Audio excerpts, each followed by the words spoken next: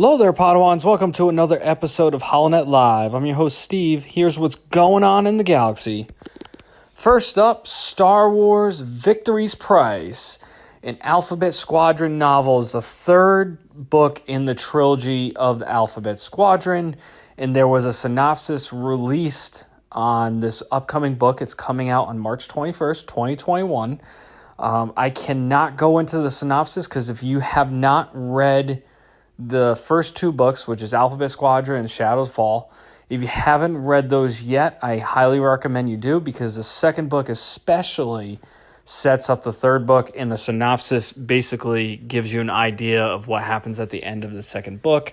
So I cannot read it to you. However, if you're big into the ships of Star Wars, into the pilots, and learning more about actual fighters in the time period right after Return of the Jedi, in between the Return of the Jedi and Battle of Jakku, where the Aftermath trilogy takes place, I would highly recommend reading these books. It gives you more insight into a lot of the ships and the pilots that fly them, as well as we have Star Wars Squadrons coming up in the fall, so these books are a little bit...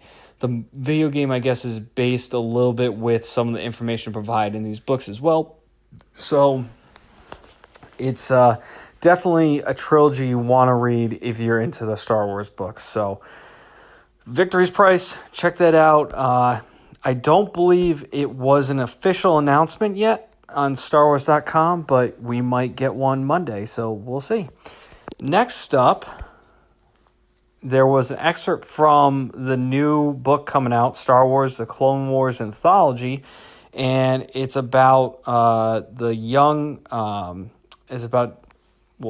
from this article, it says, join young Boba Fett's crew in this exclusive look.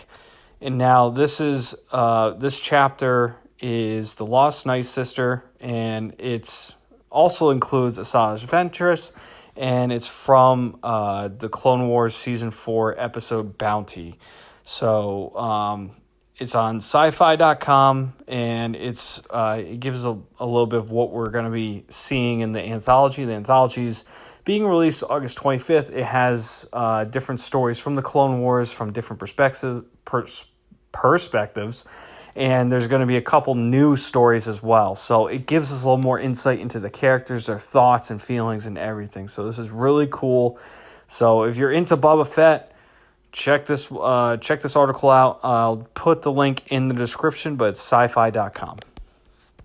Next, and let's see, The Mandalorian. So John Favreau and Dave Filoni were interviewed by Deadline recently, and they discussed the 15 Emmy nominations and The Mandalorian in general in Star Wars. And I'm not going to go into this whole article, but I'm going to pick out a quote that I really liked. I'll put the link in the description, but here's something that John Favreau said.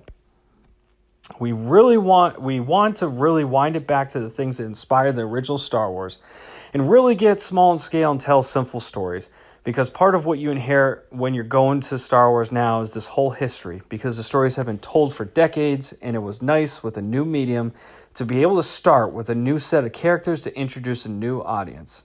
Favreau, a dedicated fan himself since he was a kid, said of the blueprint for the series, but we always knew, and this is something I learned from, here's a key point, over at Marvel and working with Kevin Feige, is you always want to keep the core fans in mind, because they have been the ones that have been keeping the torch lit for many, many years. But these are also stories for young people and for new audiences. These are myths, and so you always want to have an outstretched hand to people who might not have that background. And so you're really telling two stories at once. You're telling the story for people who are fresh eyes, and you're telling the story for people who have been there with the property and with the stories and the characters for so many years, and make sure that you're honoring them as well. I just want to say this is a super important quote, that this is something very important, and I think you can see through The Mandalorian that he has brought that. He's demonstrated that he is trying to not appease, but also excite the core fans. As myself, as Ollie, we're huge fans. We grew up on the originals. We were young when the prequels came out, and we're diehard fans, and there's plenty of you out there that are listening that are also the same way, that grew up on the originals, or started when the originals were out for so long.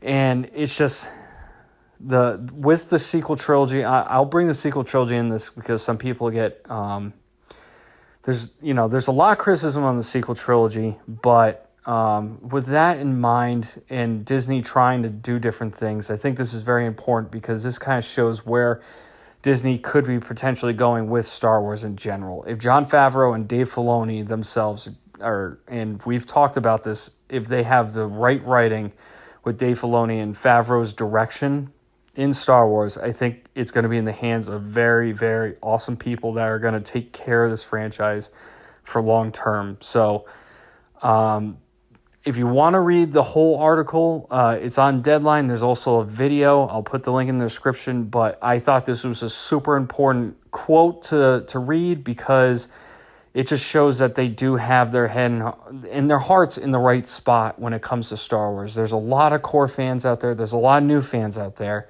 And you kind of have to balance it out. You have to appease.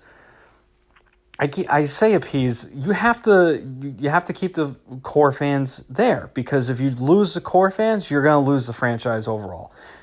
Same thing with Marvel. If you start pissing off the core fans that grew up on those stories of, say, like Captain America, Iron Man, Hulk, you name it.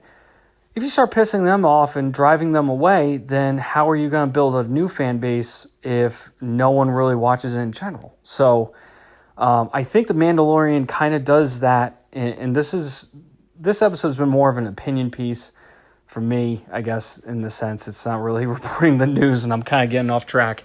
But I just wanted to point that out because it's very important, and for fans that have been, with all these rumors going around and being skeptical about everything that's going on, and myself included, I'm very cynical, and I see these things.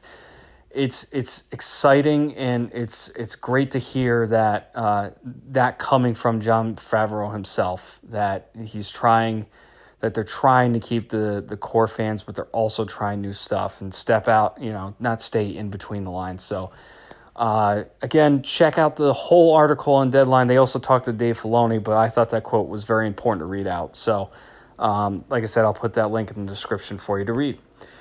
And that concludes another episode of HoloNet Live. As always, we appreciate our listeners and the support and feedback, and make sure to give us a review on Apple Podcasts. If you have been listening, the reviews actually help us get seen by more people that are looking for Star Wars podcasts. So we really appreciate if you like our podcasts and our shows, and we appreciate that.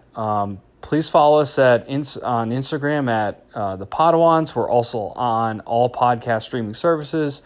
And we're on YouTube and Twitch. We stream our podcasts on Twitch Live, and then we post them on YouTube later on. So, again, thank you for joining us for another episode of HoloNet Live, and we'll catch you later, Padawans.